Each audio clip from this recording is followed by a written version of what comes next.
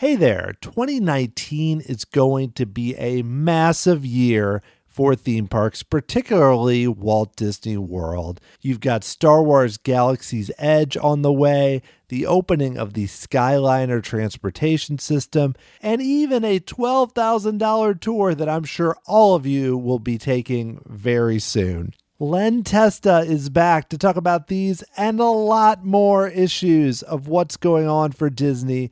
You're listening to the Tomorrow Society podcast.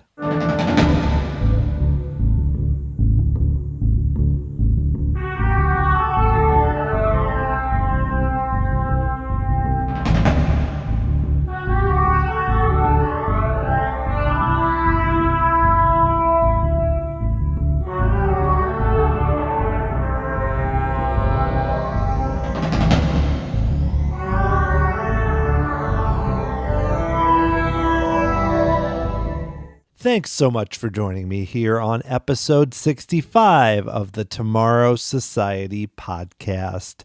I am your host, Dan Heaton. And if this is your first time listening to this podcast, welcome. I started the show back in the summer of 2015. And the format is I talk to authors, filmmakers, people that have worked behind the scenes at theme parks, and experts on Disney and on the parks. Essentially, I try to talk to smart people about Walt Disney World, Disneyland, Universal, and theme parks in general. And I often look back at the history of the parks, especially Epcot Center, but I do enjoy talking about what's happening now. I love digging into the big issues facing Disney and theme parks in general, especially on a year as busy and eventful as 2019. And the perfect guest to have for that type of conversation is Len Testa, who is the president of Touring Plans, the co-author of the Unofficial Guides, the Disney Dish podcast, WW Today. I could go on and on. Len was kind enough early on with my podcast in being a guest in early 2016, and he's been nice enough to return each year, and this is his fourth appearance. Today, we talk about 5 main topics that are currently facing Walt Disney World and beyond, including Galaxy's Edge, capacity, dining. There's so much to it, and it was a blast to get to talk to Len about all these big issues. Plus, at the end, we do dig into some more fun topics and kind of a rapid fire segment. But before I get to my conversation with Len, I did want to mention that there is a really cool way for you to support the podcast, and that is through Patreon. You can pledge $1 or $2 per episode and become an official member of the Tomorrow Society, which brings some cool perks, including a pin and a membership card, but most importantly, the monthly Tomorrow Society Bulletin podcast, where I give more of my thoughts on the parks in kind of a similar way to this podcast itself. But even to go into more details on my own, I recently talked about IPs at theme parks and the prevalence for them, especially for Disney in the future. So to learn more, you can go to patreon.com/Tomorrow Society. And I also set up, if you're not interested in pledging per episode, you can make a one-time donation that makes a huge difference to help keep the podcast going. And you can learn more about that at tomorrowsociety.com. But let's get to our feature presentation. Once again, here is Len Testa.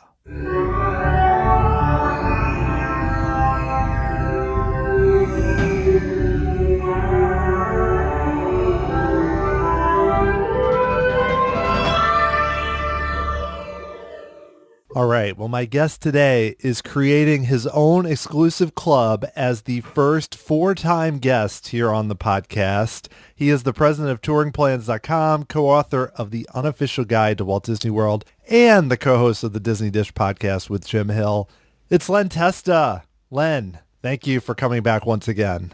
Oh, thanks for having me on again, Dan. I'm almost at the Five Timers Club in Saturday Night Live. It was Steve Martin and a couple of other people. Yes, I don't have a jacket for you though. Jackets. Thank you for getting the joke. Thank you.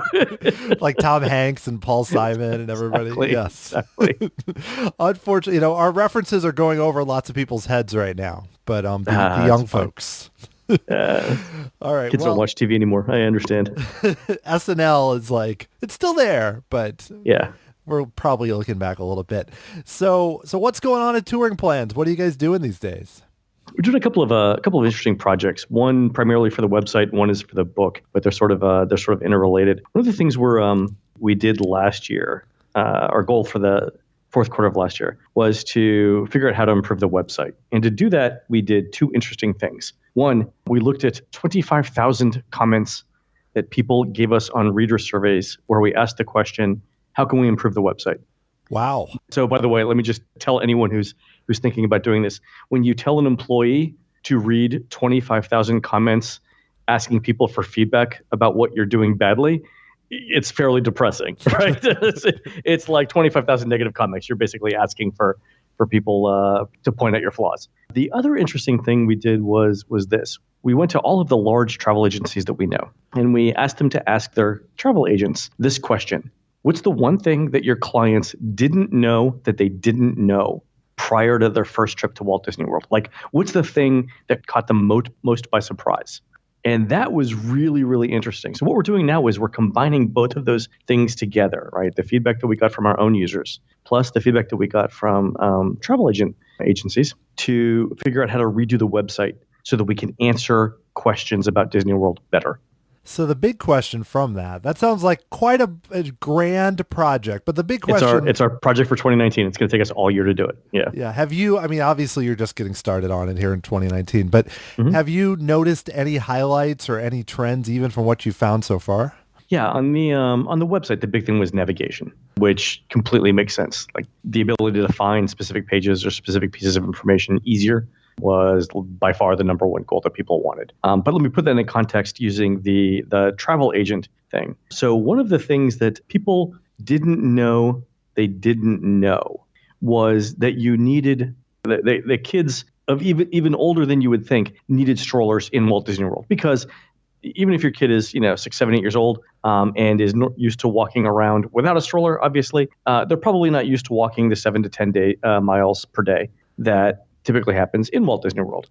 And so if you look back at the reader comments, though, so we pulled all of the reader comments that mentioned strollers. We've had readers who say, I'll get a stroller for my 10-year-old just to be able to let them take a break while we're doing things. And also it's a nice place to put stuff. So the question then for the people who are going through our website was, okay, the ability or the reason why you need a stroller is an important topic. Starting from our homepage, how many clicks would it take for you to find that particular piece of information on our website, right? So if this is a concern that's mentioned by a lot of people, how hard is it to find information relevant to that on our site? And in some cases, we actually don't have pages on the site that address those things. It was really enlightening to figure that out.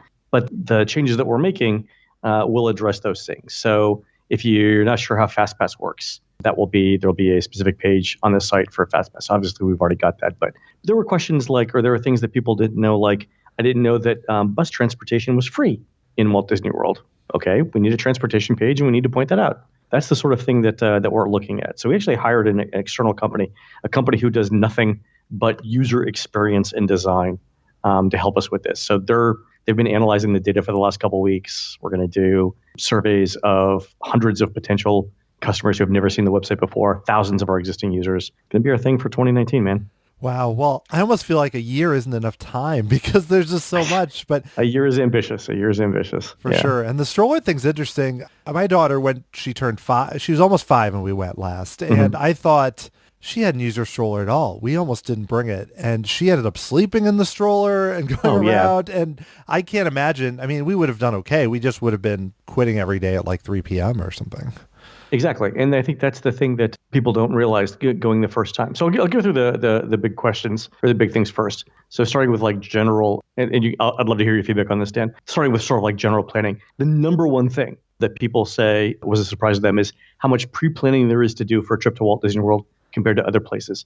And the fact that you can't just wake up in the morning and decide what you feel like doing because all the FastPass reservations are gone, all the dining reservations are gone, and so on. Number one thing by a wide margin.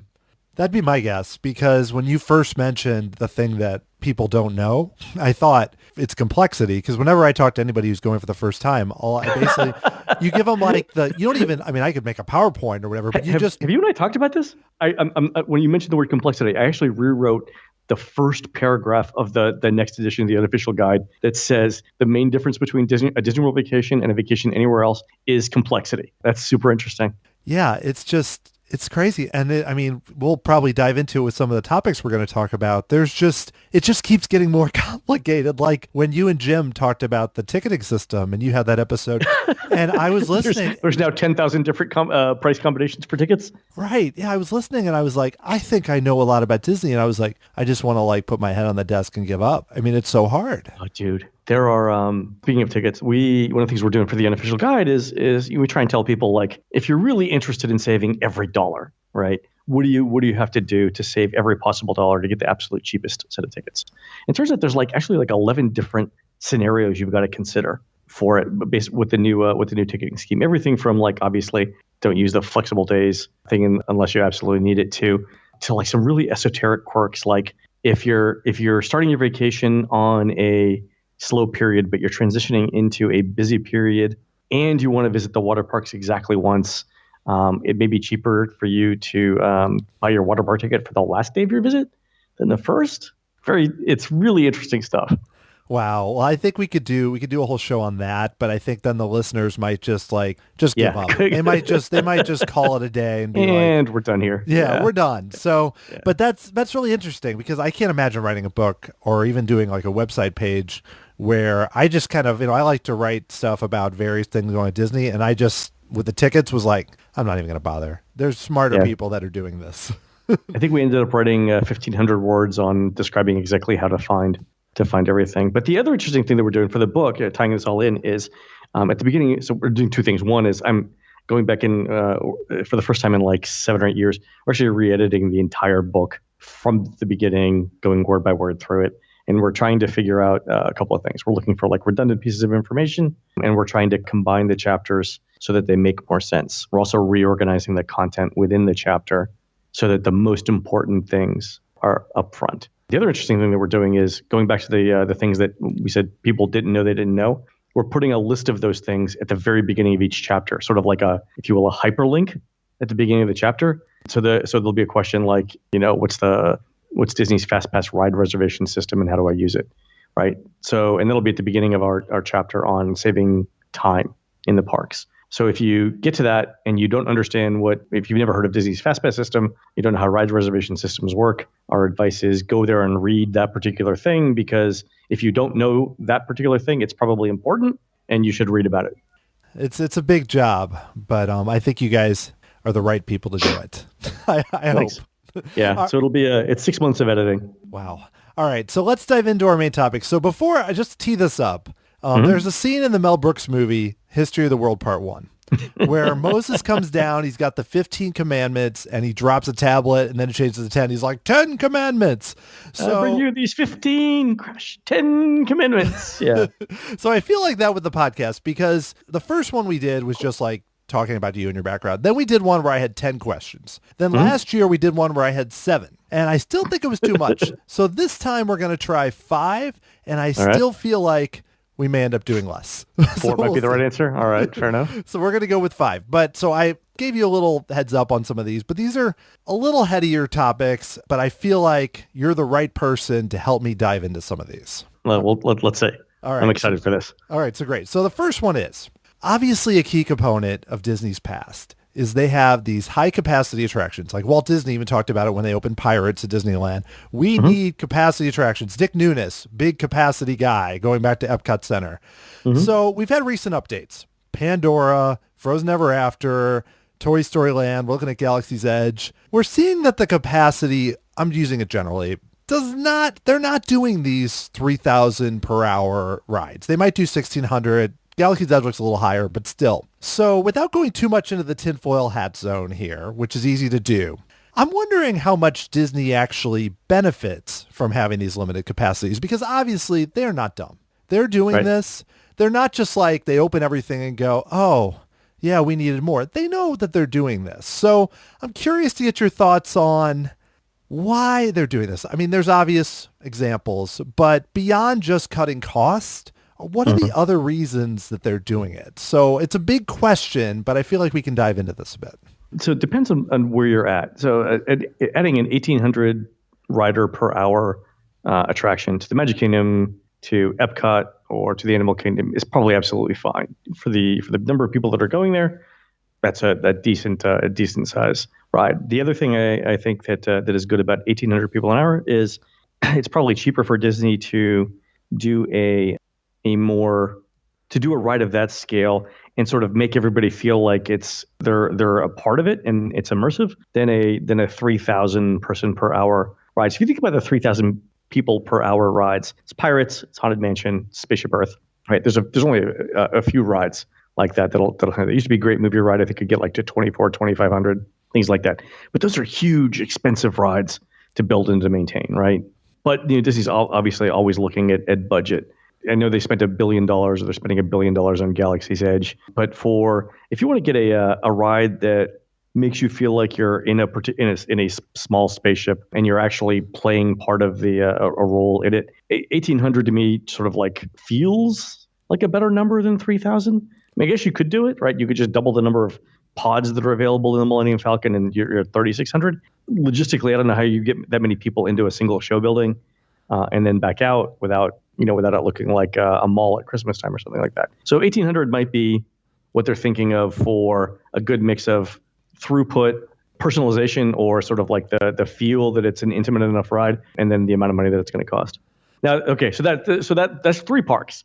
The studios, I have no idea what they're doing in the studios. So I was talking to our stats team earlier this week about this, and we're trying to figure out how much wait times at all of the other rides are going to go up once Galaxy's Edge opens, because everyone's not going to be able to get into Galaxy's Edge. They're going to be looking for things to do in the studios. And the question was, well, what else is there to do?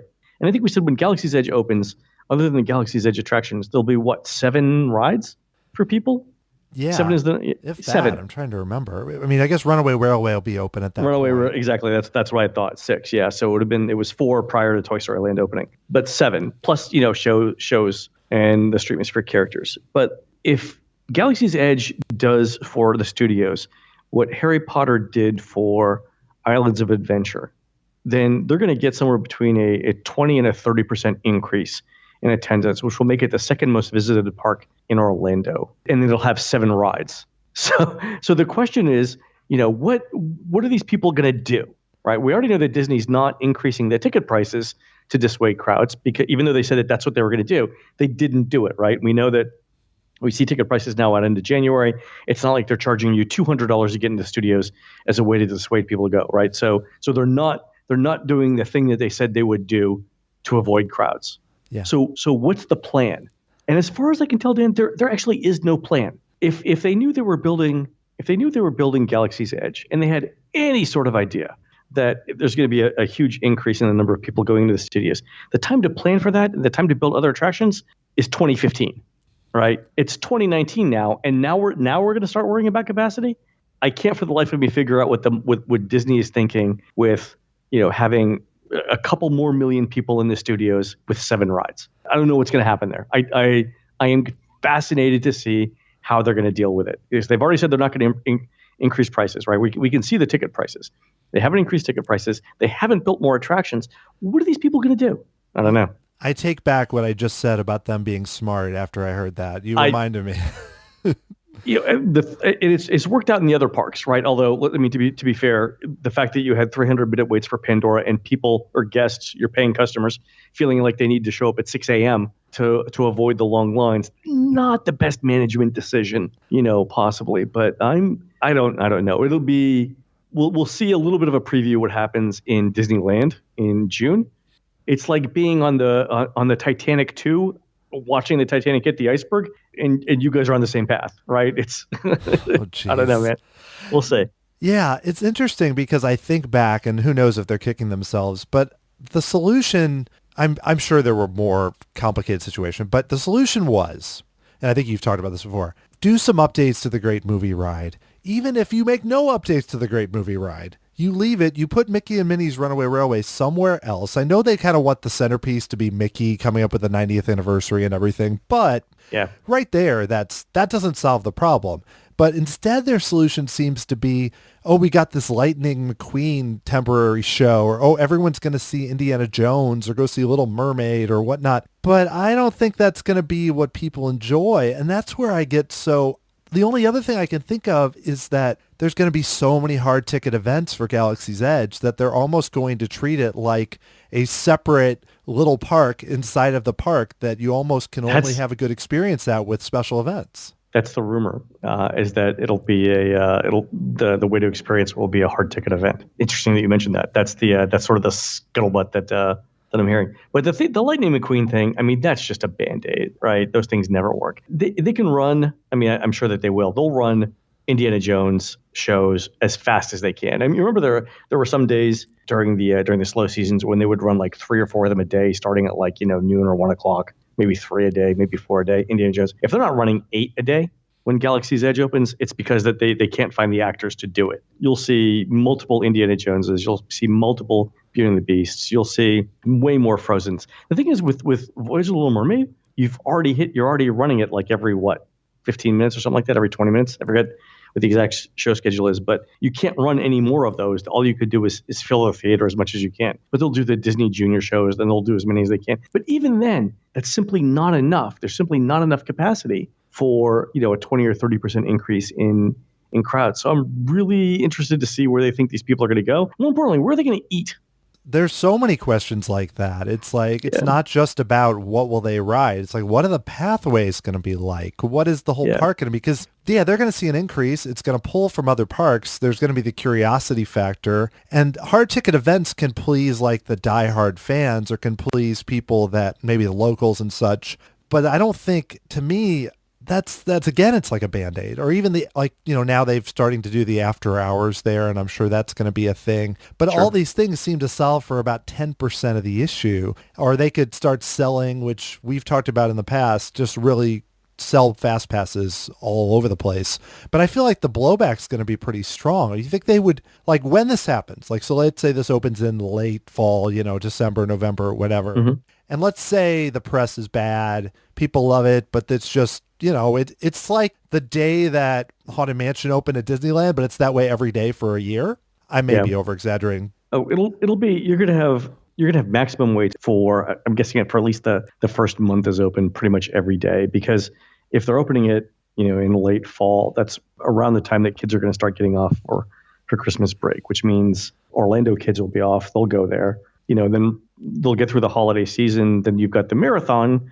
I'm sure that people didn't run the marathon this year because they want to run the marathon next year. So this year's, I think, total marathon participation was down by like 20%. My guess is those are people who are saying, I'm not going to run it this year, but I will run it next year when Galaxy's Edge is open. So there's that. Then you'll go into President's Day, Mardi Gras in February, then spring break starts in March and April. There's not going to be a break, right, until maybe May.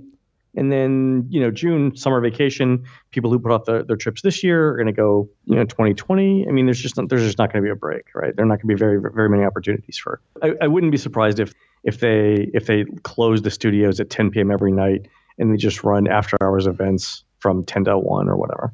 Yeah, like basically now they do it so many days, they'll basically almost be every night. Yeah. Like when Pandora opened, they did the extra magic hours so late, but Pandora was different because the effect of Pandora seemed to be, at least from my experience, you'd have the long Flight of Passage line, the long Navi River, and then the rest of the park, the wait times went down because you didn't have a huge increase overall in the attendance for the park. No, that's what we thought. So when Pandora opened, it was, Disney basically had the same size pie, but the slices representing each park got sliced differently, right? So people left the studios and went to the Animal Kingdom, and that's where they got most of their attendance from. Some of it came from Epcot.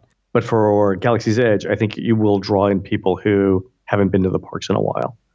Yeah, I mean, random people I'll talk with will just Hmm. talk to me about Galaxy's Edge who would never talk about what Disney is doing or Disney World or, film websites are putting a lot of time Yeah, into it. So yeah. it's a lot more mainstream or much larger than even your every 3 year Disney fan. And I'm really curious, and I would take a shot myself to do it, but bringing a family to something like that, oh my gosh, I can't imagine.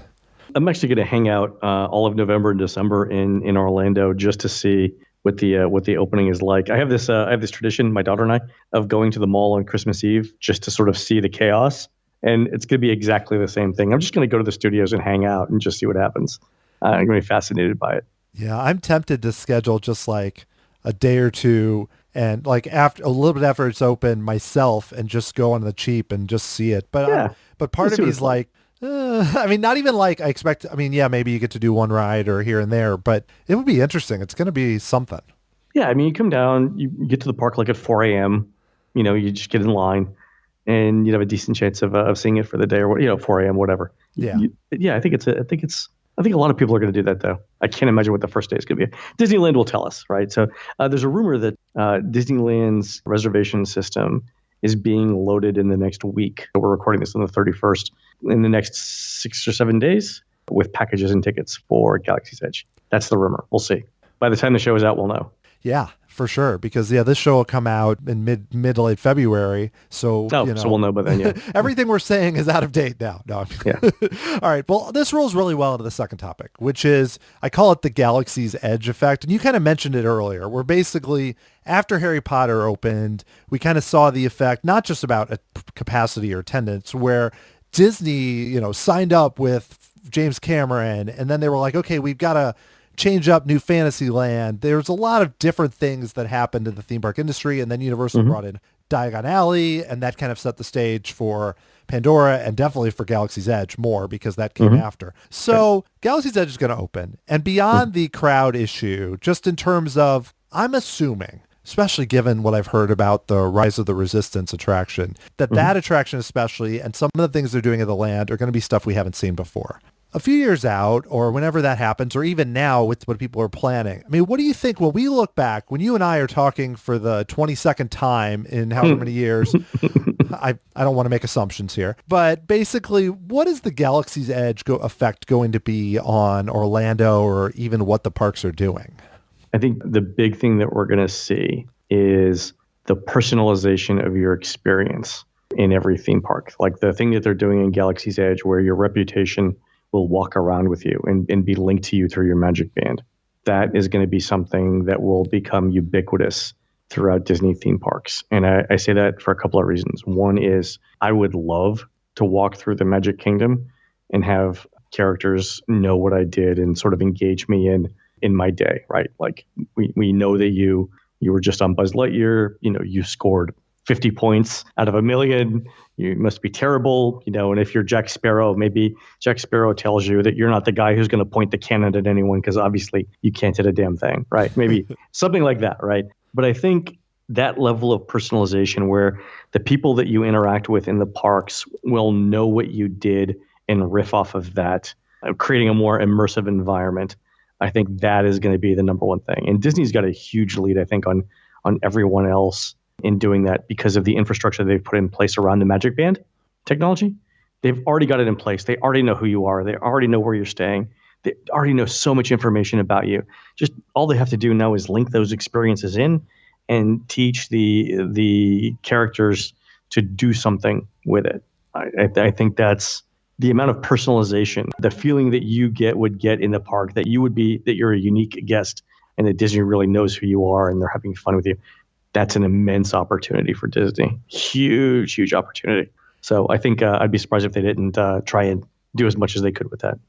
This is kind of going back to when originally My Magic Plus was kind of put in place, like, or Next Gen it was called and such, where, the leadership at the time, who unfortunately are not longer with Disney, were really selling it as those types of things you mentioned. And I think they were right in that's where the industry was going. It was just that there's a lot of wrinkles to uncover and things they have to figure out. But it sounds like, and this doesn't surprise me, that that's where they want to go with it, and that's what people want. Now, the trick for me, this is kind of the thing I'm wondering about with Galaxy's Edge. And you hear the stories about depending on how you do in the Millennium Falcon attraction, the bounty hunter will say, you're terrible and things and all that. It sounds awesome. I still wonder how that is possible with the crowds. To me, I feel like it's not that kind of place, but like a new startup, like Evermore or something like that. A new startup kind of place. I feel like Evermore's the theme park in Utah. Yeah. Oh, dude, I so want to go there. All right. Me too. Yeah, I know. But something like that, where it's like a new thing that's being built. I feel like you could do that so well. Now, granted, they don't have the magic bands, all that, like you mentioned. But how do they do that in a place that draws so many people? I'm sure Galaxy's Edge is going to help them, but that's the trick that I'm wondering, because as you see, my Disney experience can be very good, but can also collapse a lot when it gets a lot of traffic. How do you do that on a massive scale? Yeah, I mean, so let me say right now, Disney is not a technology company and is not very good at the technology that they have. But I think this particular thing isn't as big of a technology stretch as, integrating in all their disparate hotel, restaurant, and shopping systems, reservation systems that they tried and done. So it's probably less of an integration issue than what they had to do with My Magic Plus.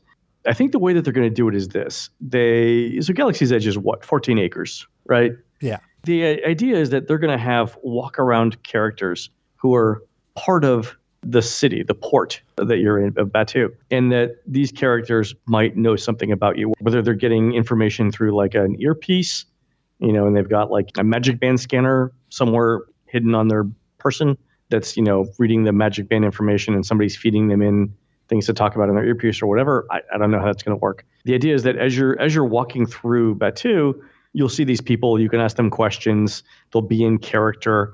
They'll answer you in character, or they might even approach you in character and ask you to do something on their behalf. Like somebody might try and sell you, droid parts. And you'll say, I don't need any droid parts. And they'll say, well, I understand you crashed the Millennium Falcon. You have some damage. Maybe you do need some droid parts. I just thought you did because of this. Stuff like that, right? I think that's how that's going to work. And in 14 acres, I mean, they might have like 100 cast members, walking around in character. Maybe not 100, maybe 50. But enough to where, if you wanted to interact, you could.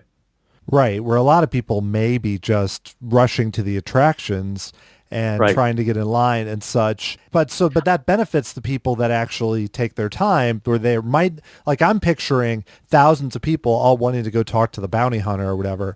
That may not be the case. It may. Why is there just going to be one bounty hunter? Why aren't there going to be 20?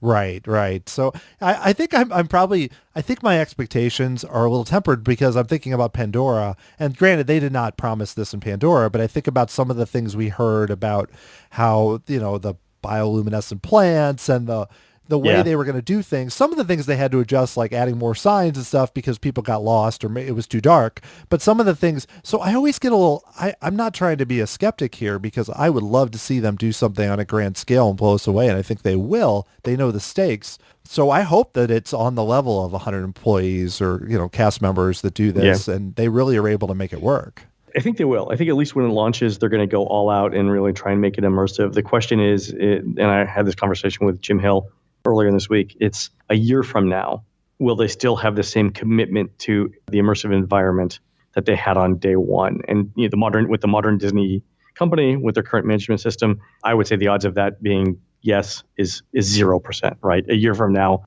Galaxy's Edge will be the same victim of cutbacks that every other Disney ride is. The training, they're not going to do the same level of training. They're not going to be able to hire the same level of cast members with enthusiasm. It's just not going to be the same a year after, right? And that's because management can't make that happen. And the example I point to is, remember, Dan, when Pandora opened, everyone spoke Na'vi? Yeah. Yeah, when was the last time that happened? Yeah, it just doesn't happen anymore, right? And Na'vi that might be a bad example. Na'vi was kind of forced, right? I don't think it was a great premise to begin with, and they kind of forced it on people, and it always felt like it was sort of like Disney pushing something on you. I hope I'm wrong. I hope they keep it as immersive as possible. If they keep it a hard ticket event, I would expect it to be completely immersive. So we'll see. I could be wrong. I hope I am. Beyond Disney, I could ask Seth Gerberski this question, but since you're here, Universal, there's been a lot of grumblings about a new park. So do you think we'll see some of these personalized things in that? Like, would they go for that? Like, since like I mentioned, they're building it more from scratch than anything we've seen recently.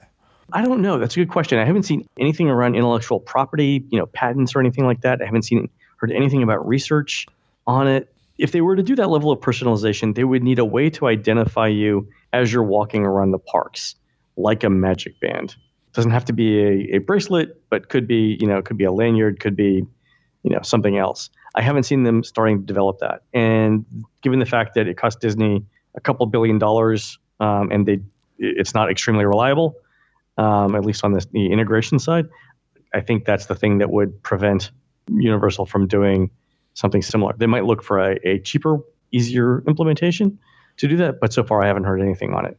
I think they really need to do that if they want to be competitive. Where they're at is right now, but if Disney does this thing where they're able to track you and engage you as if they were with you throughout your entire day in the parks and build that into a story, Universal doesn't have anything to compete with that. Nobody has anything to compete with that. Yeah, and that's why I asked the question, because they've done a really good job in raising, especially with Harry Potter and Diagon Alley, but in raising the bar and making Disney raise the bar, because Disney's now doing so many things they wouldn't have done. But then the challenge is, can they continue to do that? But maybe as guests, it's not something we have to have. If we could just have a park with great attractions, I'm okay with that. That's exactly. all right with me. I'd be fine with that too.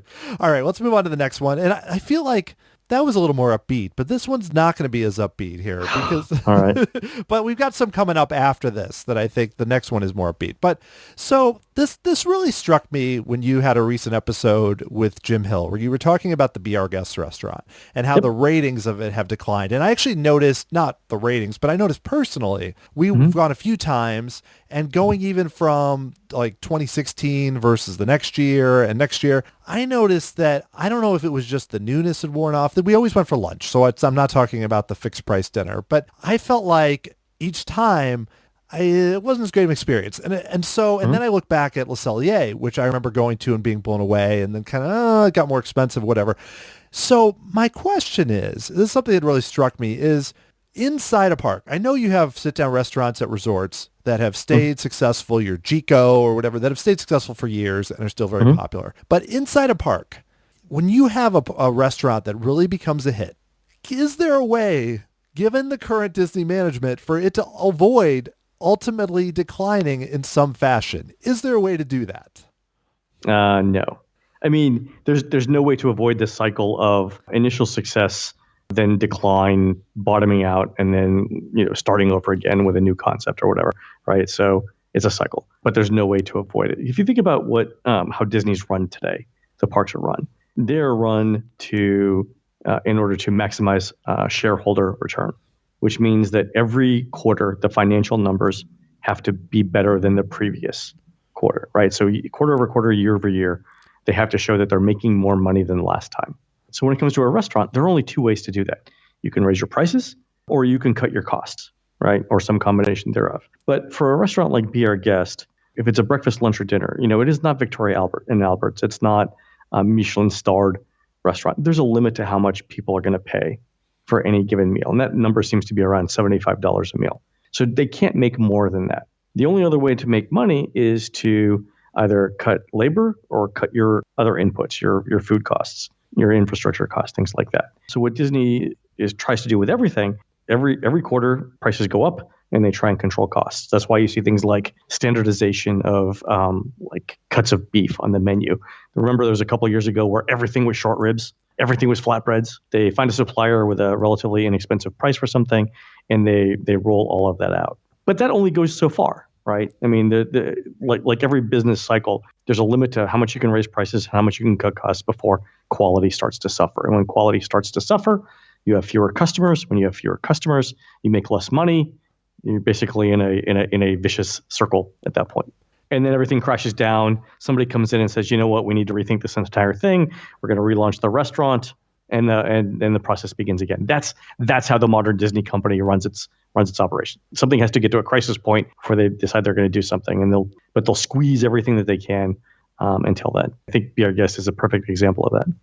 Yeah, because basically, to me, I looked at it as, I mean, the theming is decent, the one room especially, but I look at it as right now they're still really coasting on the reputation. Oh, Totally, entirely. The funny thing is like they're also like super media savvy. If you look at how they're handling the launch of new restaurants right now, they're doing the exact same process but speeding it up. Like if you look at any recent Disney restaurant launch, they know that websites and bloggers are going to come in the first week and write about it. So that first week, they're going to have their executive chefs on hand. Every ingredient is going to be the freshest ingredient. All of the presentations are going to be the best presentations that they can do. And then after all the blog posts are written and all the tweets have gone out and all of the Instagram photos have been taken, everyone goes away and they settle down to routine maintenance. And that's why you'll find, like now at Artist Point is a classic example. The week that Artist Point opened, everybody raved about it. If you look at the ratings in the last 30 days, so for January, substantially lower than when it opened. Is it because they all became idiots in the last 60 days and nobody knows how to run a restaurant anymore? No. It's because when they opened the restaurant, the thing that they did to get the social media attention wasn't sustainable. So now Artist Point is at a point with its character mail where it's fine for what it is, but the luster's worn off and it's not getting great word of mouth. So they're going to go through the same cycle, right? They'll either have to increase prices or decrease food quality. It's going to go on until people stop going or until they find a magic mix, and then they'll do something else. I am 100% convinced that is explicitly Disney's media strategy for opening a new restaurant. No one can tell me different. I believe it like I believe the sun's coming up tomorrow. 100%. They plan. They game the opening week to get all the social media buzz, so that anytime you type in Artist Point's dinner or character dinner, all the reviews come up from the first week. And then that's what they're doing. That's their strategy. I'm not saying it's a bad strategy. I think it works, but we all need to know what's happening. That's fascinating, because if I think back to like Le Cellier, for example, was really more during a different era where that was more brought down by the Disney dining plan in a way, by the sameness that was brought in and the reputation. But it took years. Like I remember going over multiple years and having great experience. It took like, I don't know how many years for that to really not become a good value anymore, not become such a hard reservation. It's below average now. But what happened there, they got a new chef. When it became good over the period of like 18 months, where they had a chef, came in, insisted on higher food quality things, insisted on not only a menu that was sort of true to Canada, but it was something that was accessible to everyone. I mean, there is no Canadian food that people don't like, even poutine, right? Everybody likes it. But that was the chef just saying, you know what, I'm gonna buy the right ingredients. I'm gonna price it reasonably well. I'm gonna train my staff. I mean, they're Canadians, they're friendly anyway, but you know what I mean. We're gonna train the staff. We're gonna do the pretzel bread, which is gonna be our signature thing, or the cheddar cheese soup. We're gonna give people a couple of inexpensive things that we can really wow them on, and they're gonna go back and tell their friends. And that's exactly what happened. But then to your point, they started standardizing the menu. They started standardizing the cuts of beef. The dining plan meant that you could never get in. But the restaurant was already 100% full. It's not like they could make more money at dinner. So what they did is they duplicated the menu at lunch, right? But nobody wants a 14-ounce steak for lunch in July in Orlando, right? Because you'll die in a World Showcase. But at that point, right, they had already hit capacity for the restaurant, so they couldn't make any money from people, right? So then it's like, well, we need cheaper ingredients, or we need to cut our labor costs, stuff like that. And then what happens is what we just talked about. I totally agree. And I don't want to completely gloss over, though, the point you made, which I hadn't considered about social media, because I feel like 100% sure. 100%. That's a fascinating idea. And it's totally right, because I even think about Artist Point's a perfect example where all of a sudden it was people were grumbling because they're like, this is a really cool restaurant that is being put over as a character meal. But then when the first few weeks, everyone's like, wow, I'm really surprised. This is amazing. And now you're not hearing that anymore. So the way to look at it is to see whether you've got the same servers month after month. The people that were there on month number 1, the servers that were there, are they there on month number 3? If they are, it means they're getting enough money in tips to make it worth their while. If they're not, the servers can see the writing on the wall. That's exactly how that works. The amazing thing to me there, Dan, I mean, Artist Point is an example. Be Our Guests, the same thing. But Boma has been good for a really long time. They had a little bit of a dip 2 years ago. They went down a couple of percentage points, but they're back up again. Victoria and Albert's, by the way, had the exact same dip. Victoria and Albert's went through a couple of year period where I questioned whether it was worth the money, right? It wasn't the highest rated restaurant in Walt Disney World. I had a couple of visits where I had one visit that wasn't good. Not that it wasn't, I mean, it was, parts of it were great, but it wasn't the wow experience that I expected. My second visit, I was like, you know what? Something's off here. And you could tell like their reader satisfaction ratings were like in the low 90s, which for Victoria and Albert, it should never be in the low 90s, right? It should never be less than like 97, 98, 99% ever. There's no excuse. There were years where it wasn't. But in the last 2 years, it's been a consistent 99%. Like literally 99% out of 100 people who go to Victoria and Albert's like Victoria, say that they would do it again. And I frankly, I'd love to meet that one person. Like who hurt you, dude? What? Because it's not the food, it's not the service. You were just having a bad day. Let's just call it what it is. Or maybe they were shocked by the price. So there are restaurants that can do it. Chico can do it. Victoria and Albert's can do it. Why can't 10 restaurants in Walt Disney World do it? It's interesting. And it's interesting that you mentioned Beaumont quickly because I went in 2016. Amazing breakfast buffet. Yeah. We went in 2017, which is about 2 years ago. Yeah. Not that great. Bad service, just kind of a mess. And it's interesting that that's about the time you mentioned the dip, because just as an example of, because I came out of that like, well, the first time I was like, I'm going there every time we go. So it's crazy. You can even see it in those restaurants. Well, I think one of the things that two things happened with Belmont, and by the way, I think it's doing well now. One thing was back in the day, it wasn't the destination that it is now, right? I mean, the Disney community knew about it, right? But the broader community, didn't. And so it was possible to go and even though Beaumont was full, they weren't trying to turn the table over in 40 minutes. You could have an hour or an hour 15, right? I think it was actually an hour 15. But now the way that they're trying to get more people through all Disney sit-down restaurants is they're trying to get you out in somewhere between 45 minutes and an hour. That's another way that they can make money by shortening the amount of time it takes you to eat. Have I told you the story about Ohana?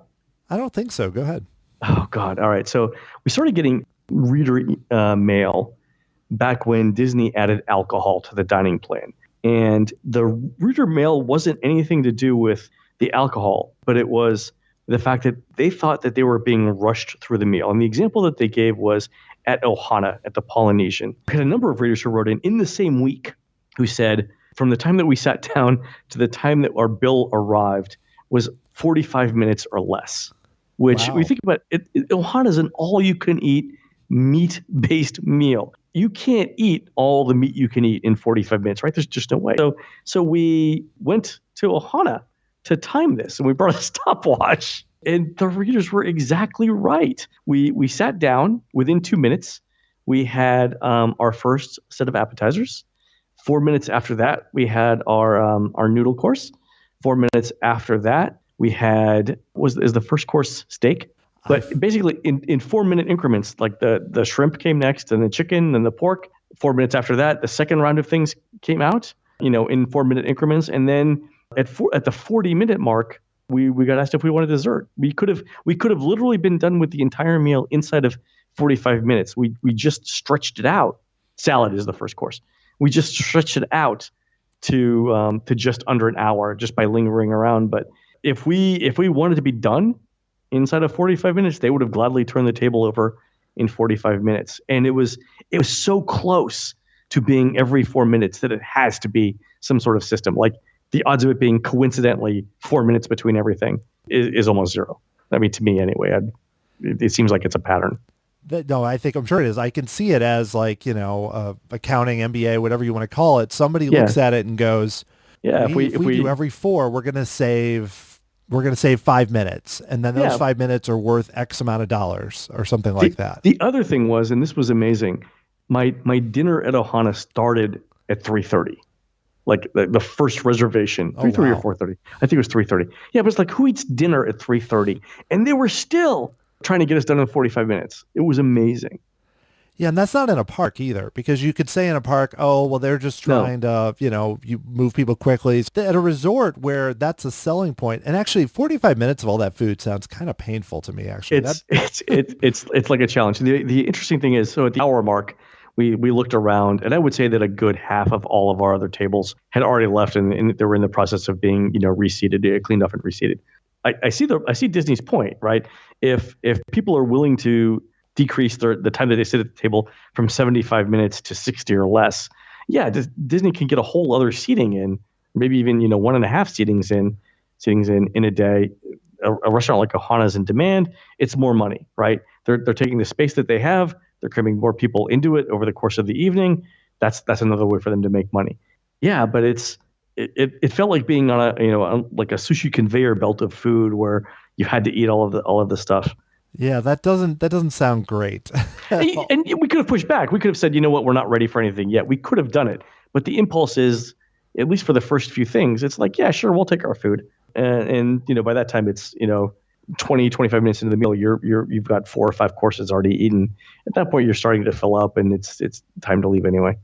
Right, Yeah. which explains it's the logic to it too, that people aren't even going to really realize how quick That's exactly things are coming. Yeah, they're like, oh, great food.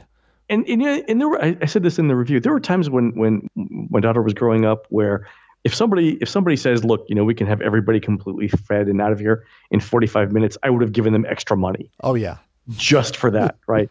But it's up to the server to recognize whether that's the situation or not. And in this case, it was all adults. There were no kids. So yeah, going with my daughters sometimes in the parks or whatever, the long time is not always the benefit there. No. And when my daughter was young, one of the things that we realized, I think until she was like 15 or 16, a quick service meal is going to make her just as happy as a sit down meal. Like she doesn't really care about the food that much unless it's a character meal. For sure. All right. Well, let's move to something possibly more positive here, or forward thinking. So, last year we talked about self-driving cars coming to Walt Disney World in a few years. And then obviously we also talked about the Skyliner, which is going to open later this year, which we now know more about. So setting that aside, the Skyliner is going to open or whatnot. Like, what's the next thing we want to see at Disney? I mean, it could be a variety of things, an expansion of what they're doing, something new. But for transportation on that level, like, what's really the thing that you think would have a positive impact? Like, not just for them as a company, but more for the guest and just getting around the area. I think an expansion of the Skyliner, if this thing is even remotely successful, I think an expansion of the Skyliner would be the next thing. And this would be sort of on the west side of property, connecting the Animal Kingdom area with Coronado Springs to the northeast, and then All-Star to the south, and then running that all the way over to Disney Springs. I think that would be super, super interesting. It would alleviate a lot of the road congestion in the parks. And I think, I talked about this before, but the Skyliner can run on electricity. It runs on electricity, obviously, but it can run on electricity that's generated in any means that Disney can produce it. And, they've expanded their solar fields within Walt Disney World. They can generate electricity through solar. They can power the gondolas through solar. I think that's a win-win all the way around. I still expect them to do some sort of self-driving thing somewhere in some limited case. I think the gondola is obviously taking priority in that, just from a publicity perspective and an efficiency perspective. I think it's something that they should investigate. Like, and it may start small. It may be like, Magic Kingdom to Epcot through some back road that hasn't been built yet. But if they can get small cars to do that, possibly at an upcharge, I think the combination of advertising money that they would get, sponsorship money that they would get, and the number of people who'd be willing to try it is very attractive to them. I'd be surprised if they didn't do it. That's a great idea, because I think even personally, I mean, I like taking the monorail from Magic Kingdom to Epcot, but if it was something brand new, one, that you didn't have to, the transfers and all that do take a while, but something brand new like that, I would pay for that. And on the other front with the Skyliner, I love the Animal Kingdom Lodge. That's one of my favorite resorts to stay at. And I love how close it is to the Animal Kingdom, and pretty close to Hollywood Studios. But if you could connect, it'd be so easy to connect that resort to the Animal Kingdom itself, which would be a really short ride, but then you don't have to worry about the bus and all that, because it's a very short. And then turn around, you connect that to Disney Springs and everything else. And then if you can connect to the studios, then you're connected to Epcot through the other Skyliner. Exactly. And then the monorail to the Magic Kingdom, you don't ever have to take a bus. Exactly. And it takes it's less road congestion, and you can power the monorail. I mean, monorail again is electrically powered. You can generate that through solar, through wind, through geothermal. I mean, there's a lot of ways that you can generate power for those things. I think that's super attractive. The other thing I'd like to see Disney do is walking paths. Like, the walking distance from the Animal Kingdom Lodge to the Animal Kingdom is not that great, right? It's not that far of a distance. Why don't we have a walking path? Now, granted, you wouldn't be able to walk in the entrance. There'd have to be a side entrance because of the way that it's laid out. But why not? Like why can't you walk from the Grand Floridian to the Magic Kingdom? It kills me. And if you can walk from the Grand Floridian, you can walk from the Poly. Why can't you walk that way? Yeah, I don't know. Or I mean, conceivably, you've seen the on a map. I think all the listeners should do this. Take a look at the walking distance from Epcot to some of the Epcot area resorts. In some cases, it's like 500 feet to go from the resort to like the back side of World Showcase. Build a bridge. Let some people walk. They would walk. In a lot of cases, it's faster than the bus. Go do that. I'd like to see Disney at least investigate that. I'd be surprised if they wouldn't too, because if more people knew how easy it was to get to the backside of Epcot, they would do it. And a diesel bus costs $500,000, so it doesn't take very many people walking to decrease the amount of money you got to spend on buses. Yeah, and also we've seen this year their resorts are not, I mean, they're showing up on Priceline and stuff. It's partially pre-Galaxy's Edge and all that, but that's a way to sell your resorts. It's basically... Oh, yeah, walking distance to Epcot. Yeah. So Caribbean Beach, some parts of Caribbean Beach to Epcot, 2/10 of a mile? Build a little pedestrian walkway over Buena Vista Drive and call it done. Yeah, I don't get it. And with the Animal Kingdom Lodge as an example, if they had that, it'd be worth it, because by the time, let's say you're staying in, that resort's pretty big, you're staying in some wing in some corner. By the time you walk all the way to the bus, you may be able to walk almost not all the way to the park, but you know what I'm getting at. You may be in the other side of the area. It'd be longer, but it's still, you're saving so much time. And if they make it pleasant and they play the background music and all that. Yeah, that might be a mile and change until you get there. But I think the closest part is actually probably Pandora. But still, okay, so you walk into Pandora and it's a mile, but people would do it. If you can walk a mile in 15 minutes and the bus is coming like every 20 minutes, I might do the walk.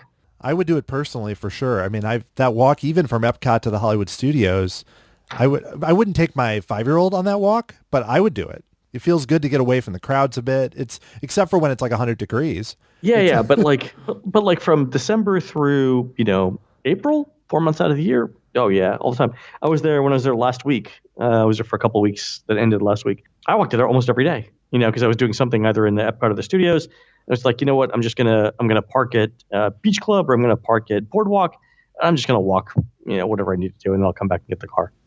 Yeah, it's especially nice if people are park hopping, same deal, to be able to mosey around. All right, well, that leads really well into the last topic, actually, which is one that you brought up, which is what you call the hyper segmentation of resorts, which the Skyliner, these two actually go together really well, because the Skyliner is already making Pop Century, Art of Animation, Caribbean Beach, Riviera, things like that be more attractive. So the terms deluxe, moderate, and value, in the example of Grand Floridian versus the Animal Kingdom Lodge, those really aren't the same category given all the different factors. So do you think that Disney is going to just kind of leave that and have everybody know? Or could we be in a situation where they have Skyliner resorts, monorail resorts, all the different resort areas, Disney Springs, whatever, and it gets to just be tons of labels, all with different prices?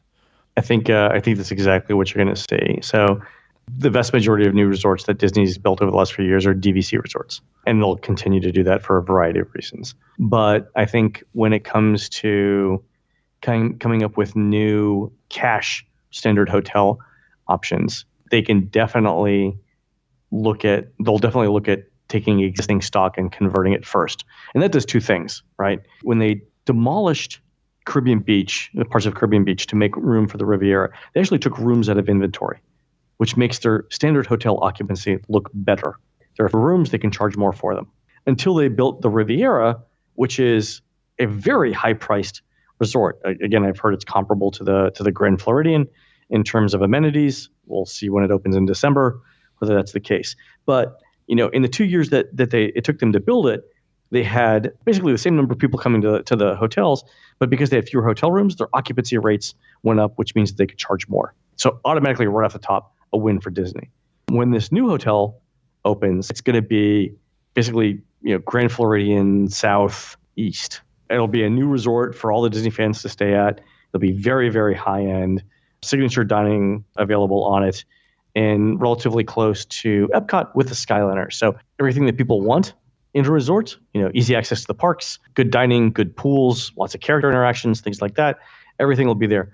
I think they'll do the same thing. I mean, if they'll take, they could take, frankly, the Alligator Bayou section of Port Orleans Riverside and completely demolish it and do something bigger and better. And then run, one segment of the Skyliner over to, just basically send the Skyliner from Caribbean Beach, just go due north to Riverside. Why not? It's just one extra leg. It's interesting. It seems like if they're smart, they will continue, and we're again assuming that the Skyliner is good and actually runs well, but I'm making that assumption. It seems like they'll do a good job, but that the possibilities for them to find new ways to, raise hotel prices and and I don't want to make it just seem like a bad thing, because they're also going to offer some conveniences that are great, but it just creates almost a different setup for the whole resort, especially if they would do some things like we talked about to make things easier to get around. Yeah, I think so. If you look at the complaints that people have about the resorts, transportation is near the top. Food courts, restaurants are number two. Obviously they can do things to change restaurants around, but transportation, if they add more buses to the mix, all that does is add congestion to the roads. Like, this is actually the exact conversation I was having with our statistician earlier today. We were talking about bus timings. We've collected like 250,000 timings on bus routes over the last couple of years, and we were talking about what it takes for Disney to reduce by 1 minute the average time between bus arrivals at any resort. So, like Disney says, a bus is going to come roughly every 20 minutes to your resort. Like if you're going to the Magic Kingdom and you're at Boardwalk, a bus is going to come roughly every 20 minutes to take you from the Boardwalk to the Magic Kingdom, right? Yeah. That's what Disney says. Okay. In reality, a couple of years ago, it was actually once every 17 minutes, which is really good. Of all the things that I complain about Disney about, their transportation system is actually pretty good. So a couple of years ago, it was 17 minutes, but they'd actually worked really hard at that and trying to improve it. They went around to different towns that ran, or different cities that ran large bus systems, and tried to learn, best practices and things like that. They actually reduced it in the last 2 years from 17 minutes to 16 minutes, which, when you think about that, that's a huge achievement. To take the bus fleet and improve the service level by 1 minute is really, really amazing. But my next question was, okay, suppose they wanted to go from 16 minutes to 15 or 15 to 14. The way to do that is to add more buses to the routes, right? Yeah. But it's at some point though, you've added so many buses to the route that now you're causing traffic jams on the roads, and it defeats the purpose. So at some point, the next bus that you add actually makes things worse, right? So imagine a scenario where I said, I want 1 minute between buses, no matter where you're going, where you're at, or where you're going in Walt Disney World. How many buses would you need for that? You'd need thousands of buses, and the roads would be full of them. And because the roads would be full of them, nobody would be able to go anywhere, and it wouldn't work out, right? So at some point, the incremental bus that you add to the system causes the system to get worse. And the question was to my statistician was, what's that number? Because we're trying to figure it out. But I think that's the problem that Disney has with improving transportation at its resorts. I mean, they've spread the resorts around their 28,000 acres or whatever it is, right? And the way that they've determined most people are going to get from point to point is a bus. But there are limits to that, right? They want to keep building hotels, and they want to keep building attractions, and they want to keep putting people in there. And buses are the way to get people around. You only have two choices, right? You can add more buses to keep your current service levels, or you can say that, you know what, every 17 minutes is too ambitious. We're going to go back to every 20. But at that point, people are going to be mad because they already think it's 20 and they're mad at 20. If it goes to 20, they're going to think it's 25 and be really, really upset. So they're in a pickle there. But the way to get around that, more transportation options. And so I think it's a mix of the cars. By the way, I think the autonomous cars will be on separate roads. Disney's big enough. They have the Reedy Creek Improvement District. If I'm Disney, I'm building special roads just for autonomous cars, where you could put all the electronic gizmos that you need for them to understand where they're at. You do that. But I think that's where Disney's going with that. I think it makes sense. And like you mentioned, even the walking, if how many people are at the Polynesian or the Grand Floridian, you right. add like a walking path. Let's say 5% of those people. That might be optimistic. That's a couple buses right there. Yeah. So that narrows it down right there. And let's say you, even at the Contemporary, you build some fancy little walkway that's nicer, whatever, wherever you do it, any benefits you make there, it helps everything. It's like in the parks with an attraction. You Yeah. do different things. You add clear out add a bench, whatever, add a new ride. There are so many side effects that can be good or bad. And in this case, I feel like there's a lot of good side effects. Right. Exactly. Well, if you've got time, I have a few just for fun. Now we've covered a lot of big topics. We've covered big topics on this. And I want listeners to have a few fun, goofy questions to kind of finish this out. So All right, man. I have All some, they're kind of rapid fire. Rapid fire does not mean give me one word. It just means we'll talk a little bit or a little answer, but it's not the 10-minute conversation, which will quickly kill the rapid fire segment if my first question leads to a 10-minute response. All right, go ahead. So here we go. How much time will pass before Disney has to adjust the gameplay on Millennium Falcon ride after it opens? 6 months from Disneyland. So we'll see gameplay change from the time Disneyland opens to the time Walt Disney World opens. Excellent. Yeah, I mean, I try to be optimistic, but I love they're trying so hard at this, but there's going to be a limit. Okay. What year will Bob Iger actually step down as Disney CEO? 2021. So you think he's going to do it when his contract expires? Interesting. Yeah. Interesting. Which is uglier at Epcot, the Leave a Legacy stones or the new Guardians of the Galaxy show building? Jesus, you talk about a Sophie's choice. Damn. The Leave a Legacy thing is an abomination. It's an affront to God himself. The Guardians building is huge. Don't get me wrong. If you look at that, I mean, you can see it from World Showcase, right? It's crazy. And from World Showcase, it's bigger than Test Track, but it's like half a mile farther away. I mean, people don't get the perspective of that. No, but the Leave a Legacy things are utterly without merit. I mean, none whatsoever. Yeah, as an Epcot Center fan who loved the way it used to be, I'm going with you. I mean, because even I remember the Soarin' building, and I was like, oh my God, that's terrible. That's nothing. I don't even notice it anymore. Don't even notice it anymore. Have you seen the painting that? So they have painted it sort of like go away blue. I did. Yeah, I noticed that. But still, I was in Japan about a week ago, and I was taking a picture of Spaceship Earth, just trying to see if I could get a big picture of it. And it was one of those times where it was like the sky was a darker blue than normal. So the lighter blue basically looked like a giant thumbprint on my camera. Like it was really, really standing out. I'm like, oh, that's not good. It's not going to be good. All right. Yeah, it'll be fine.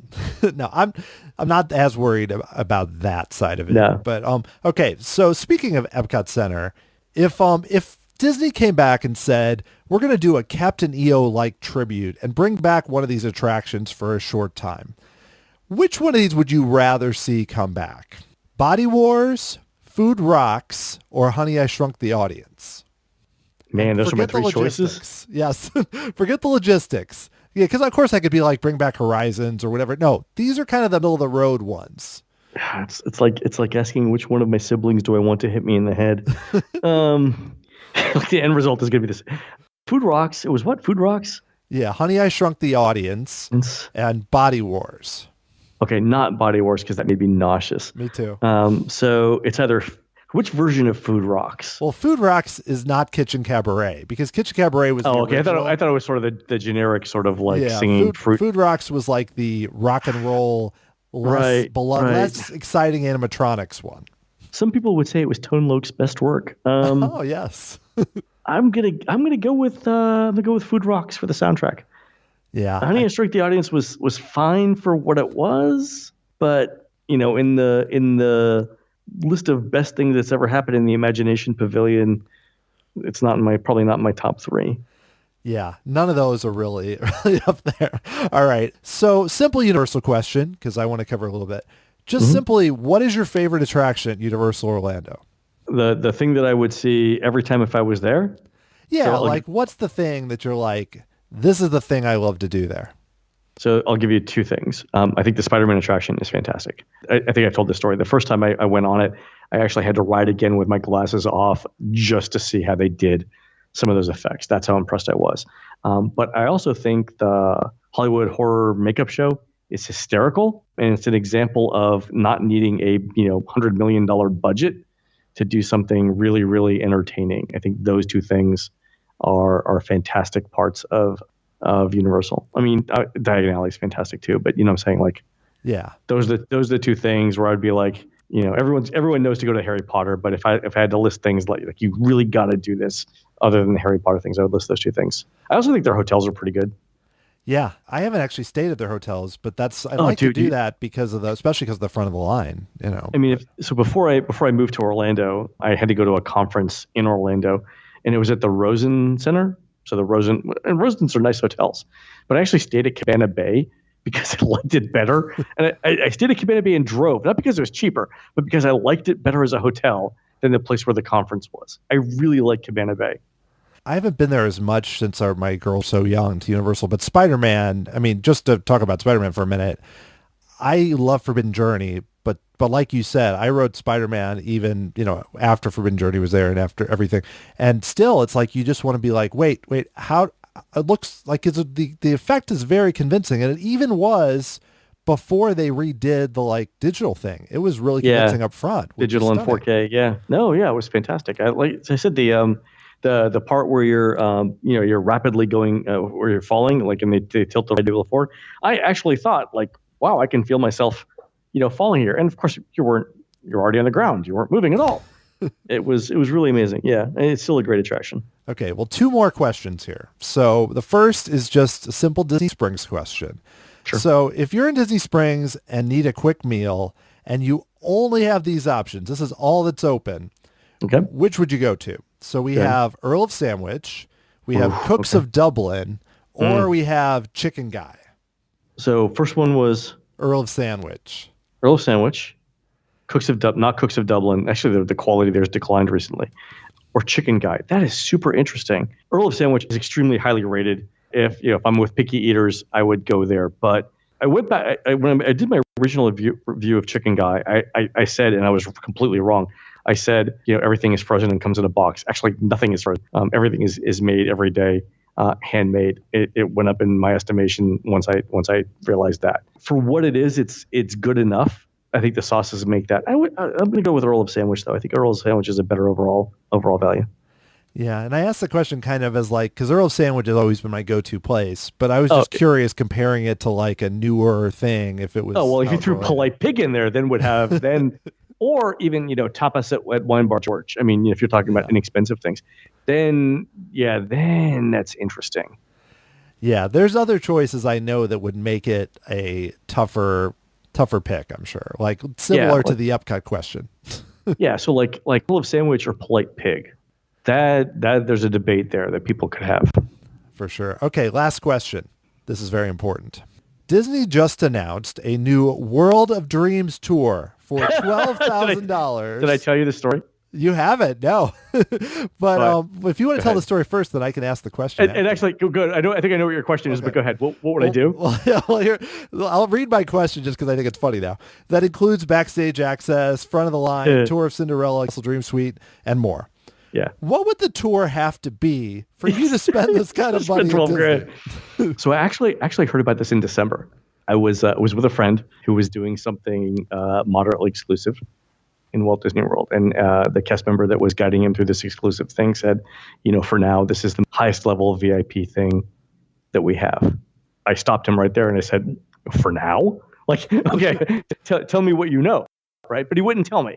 So I actually went back home and I started calling my sources. And I heard this, this one line that this cast member said, tell me what it is. And actually it took me 3 phone calls before somebody told me what it was. And they were super reluctant because everybody had signed an NDA on it. It was super, super tight. But basically they told me it was called the World of Dreams Tour. At the time I heard it was $14,000. And the way that it was explained to me is basically you can do whatever you want within reason in Walt Disney World. And the examples that were given to me were you want to feed the animals or train the animals in the animal kingdom. Of course you can do that, right? So it's not like a regular tour. You want to be your own skipper on the Jungle Cruise. Of course you can do that. The only thing that they told me, when they were defining quote within reason was you couldn't be a character, you can't be Mickey Mouse, and you can't operate machinery. So you can't drive the monorail for safety reasons, obviously. But that's the way it was explained to me. But the problem was we couldn't talk about it because the source who told me basically said, I don't know if I've told this story, but the person who told me actually knows bad things about me and I about them. So it was like this mutually assured destruction scenario where if I break this vow that I've given to this person, bad things would happen to me, right? So couldn't say anything about it for a month. But I was talking with my friends about it. I'm like, what would I do? Because the way it was explained to me again was like, of course, you can at the time it was like of course you'll stay in the Cinderella suite. Now I hear it's just a tour, but it's also $2,000 cheaper, so I understand that. But I was trying to think like, what would I do? And so my sister said what she would do would be she would want to walk through classic attractions after dark, like after park closing, and just see how it's all run. Like walk through the dining room scene of the Haunted Mansion and see how that's done. Like walk through Pirates of the Caribbean with the lights on and see how it's all done. Or go on stage at Carousel of Progress and get a selfie taken with the family, right? I think those are really fun things. And they're not part of any other tour, right? No other tour does that. For me, I was interested in, I'll give you two things. One, I would be super interested to get an Imagineer and someone from Disney's data science team and walk through the park with them and have them tell me what they see when they walk through the park. Because like when I walk through the park, I'm looking at like lines, I'm looking at capacity, I'm looking at restaurant quality. I mean, basically doing the things that are related to my job, right? So I would want to walk with the Imagineers, and I would want to walk with like the engineers and the data science people, and I would want them to tell me as you walk through the park, how do you see what's going on? Like, what do you see that most people don't? I think that would be fascinating. The other thing was I went back to the cast member who wouldn't tell me about the World of Dreams tour. And I said, look, because you wouldn't tell me what it was when I asked, my request is going to be to mow the lawn in August, and you're coming with me. Like, we're all going to mow the lawn. It's going to be 120 degrees outside. We're all going to suffer, but we'll all learn a lesson, right? So that was, and he laughed. He's like, dude, I am totally mowing the lawn with you. Let's go mow the lawn. So it was really funny. Those are great ideas. Well, especially the first one. I don't know the second one, if that's the best use of your money. But I actually recently did a blog where I kind of went and looked at like data science. And I was trying to find more information on that and kind of what was happening there. And there's really not that much information there. So being able to actually learn, I mean, from what I could find just from Google and whatnot. So that would be fascinating. For me, I think it'd be more with what you mentioned about the backstage. Like for me, being able to walk around Spaceship Earth and a lot of the attractions that are gone, but like you said, all the effects of the Haunted Mansion, or even somehow being able to get a better look at Space Mountain, or the other example that was given to me was if you wanted to watch dinner service come together at a signature restaurant. Because that if you're seated at 6 p.m., it's not like people walked in the kitchen at 5:30 and started cooking, right? I mean, they've been there since noon or whatever, right? Or probably 8 a.m. So the other example that was given to me was, you want to sit in a signature restaurant in a kitchen and watch the service come together from start to finish. Absolutely, go do that. Wow. That would be really interesting too, because for places like Be Our Guest, where I know we complained about the quality and everything, but the logistics of being able to serve that many people at still a reasonably high level of service, people got to be coming in at 5 a.m., man, 4 a.m. Like, what does it take to run a restaurant like that? I'm just fascinated by the planning aspect of it, like how much food comes in, how much food goes out. Have I told you the story about me talking to the guy, the manager of Boathouse? I don't think so. Go ahead. So, all right, and I know we're going over on this one, but so I was talking to the manager of Boathouse one day, and I don't know if you know this, but Boathouse is actually the 6th highest grossing independent restaurant in the United States. Wow. Boathouse in Disney Springs, right? I mean, they serve somewhere between 2,200 and 2,700 meals a day, an incredible number of covers, right?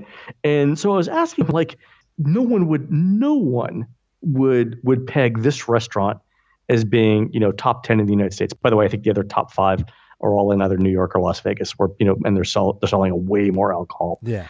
But I'm like, how? Like, how does this happen? He's like, let me tell you, man, there's some weekends where they're serving 600 lobsters a day. I'm like, where do you even put 600 lobsters? Like, and I told him, like, if I turn my chair over right now, is there a lobster hanging on the bottom of it for dear life, just waiting to be cooked? Like, where do you put 600 lobsters? But more importantly, where are you shuttling this in and out of every day? Where I don't see, it's not like I see hand carts going through the lobby.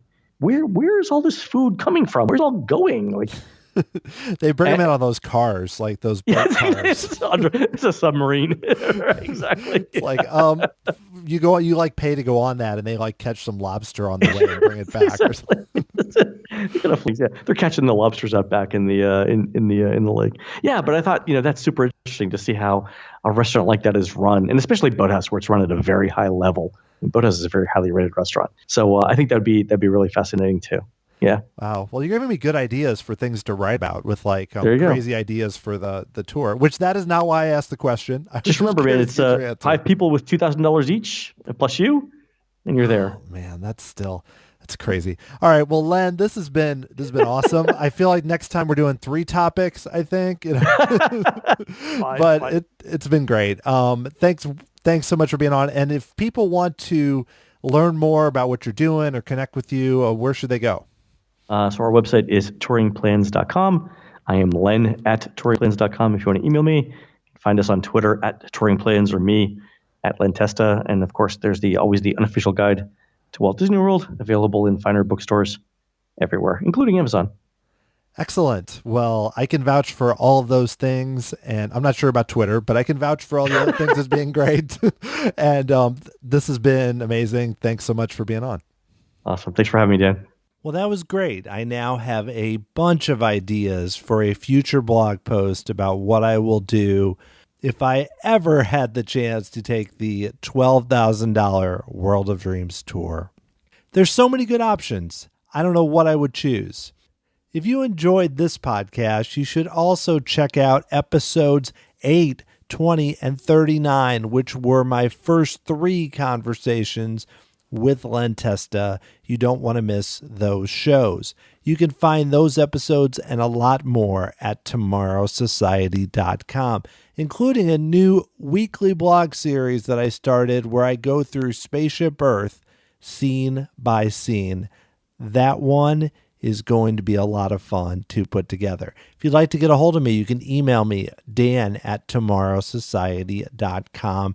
You can also follow me on Twitter at tomorrowsoc or Facebook or Instagram at Tomorrow Society. And don't forget that there is a really cool way to support the podcast through Patreon at patreon.com/Tomorrow Society. The Tomorrow Society podcast is hosted, produced, and edited by Dan Heaton. The music was written by Adam Hookey and performed by the Sophisticated Babies. Next time, I'll be speaking with author Brian J. Jones, who wrote biographies on Washington Irving, Jim Henson, and George Lucas. And he has some really cool insights into each of his subjects, especially Jim Henson and George Lucas, who have a close connection to Disney and the theme parks. And his upcoming book is about Theodore Geisel, aka Dr. Seuss. Thank you so much for listening and for all the support, and I will talk to you again next time.